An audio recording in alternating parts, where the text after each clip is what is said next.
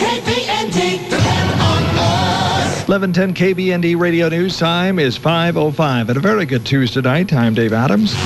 Let's go to the news center and check in with Kelly Blyer. Good evening. Our top story tonight. The latest state unemployment numbers for January show unemployment claims dipped slightly. The numbers fell by 1,300 claims. Craig Spivey with Oregon WorkSource says these numbers offer a little encouraging news. January is one of the highest, if not the highest, month for unemployment. So from the standpoint that fewer people are filing initial claims, that is a very much a positive. It is going down. It's just it's still at a very high level. That while the unemployment people filing is going down, we're still not out of the woods yet. Currently, 215,000 Oregonians are receiving unemployment benefits. That is up from 145,000 a year ago. One of the goals of attracting U.S. cycling to having their cyclocross national championships here last December was to hopefully bring more events here. Doug LaPlaca of Visit Bend says, mission accomplished. And we have a verbal commitment from USA Cycling to bring their Masters Road Cycling National Championships to Bend in September of 2011 and September of 2012.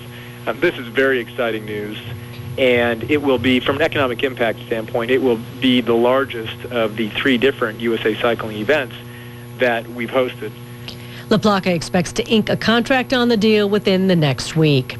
The Canadian snowboard national and Olympic teams are using Mount Bachelor this week to prepare for the Olympic Games. Canadian coach Mark Fawcett says Bachelor is very similar to conditions in Vancouver.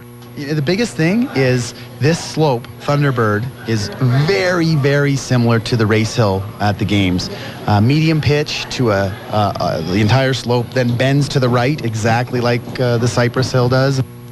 This is the first Olympic Games for 26-year-old snowboarder Kimiko Zakreski. We didn't want to go a month long without having a race under our belt before going into the games, so we came here. The 3 girls and 3 boys on the Canadian team will compete with the American team Thursday and Friday at Mount Bachelor.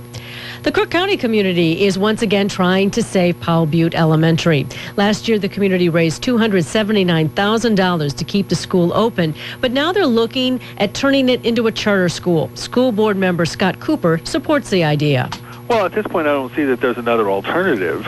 The district cannot keep the school open. So as far as I can see, the charter school opens, and hopefully it'll work.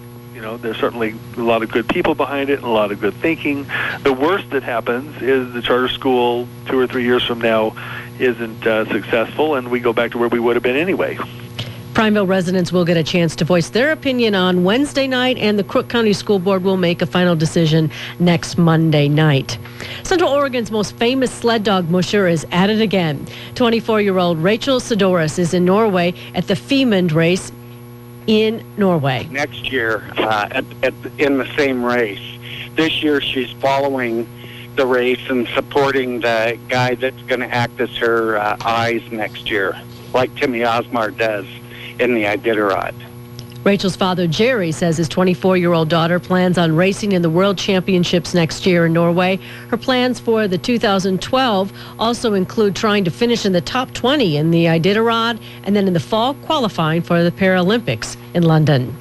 The Deschutes County Sheriff's Office has 6 donkeys, a mare, and a newborn colt and a pot-bellied pig to give a new home to. Most of these animals were rescued. Lieutenant Gary Decker says the county decided it was time to give a helping hand to some of the local rescue agencies. I think that was a concern, that we are turning them over to rescue organizations, and it is creating a burden on them. And, if we do have the land and the ability to take care of them, we should be doing that. So we had met with the county commissioners, and that was the direction we went. Adoption forms can be picked up at the sheriff's office or can be emailed to you. Prospective new owners will undergo a background check. For more details on these stories, go to yournews.com. I'm Kelly Blyer, 1110 KBND Radio News.